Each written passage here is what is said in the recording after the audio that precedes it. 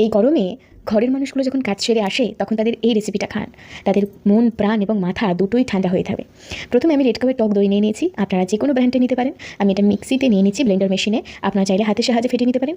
এই দইগুলো খুব একটা ফেটানোর প্রয়োজন হয় না, তবে যদি আমরা খুব ভালো করে ফেটাই তাহলে ফেনা ফেনা ভাবটা থাকে, যেটা খেতে খুব ভালো লাগে। আমি এখানে গুঁড়ো দুধ ব্যবহার করছি। আমি এখানে 4 চামচ মতন গুঁড়ো দুধ ব্যবহার করছি, বড় চামচের। আপনারা আপনাদের পরিমাণ মতন করবেন। আমি গুঁড়ো দুধ ব্যবহার করার জন্য অল্প করে চিনি দিচ্ছি, কারণ গুঁড়ো দুধের মধ্যে অলরেডি চিনি মেশানো থাকে বা মিষ্টি মেশানো থাকে। আমি পরিমাণ মতো নুন দিয়ে দিচ্ছি, আপনারা একটু নুনটা টেস্ট করে নেবেন।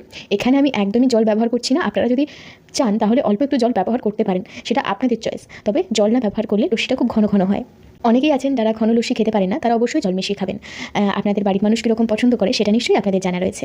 আমি লস্যি ঢেলে নিয়েছি, তার আগে দিয়ে দিয়েছিলাম বরফের টুকরো, আর এখন দিয়ে দিলাম আমসত্ত্বের টুকরো।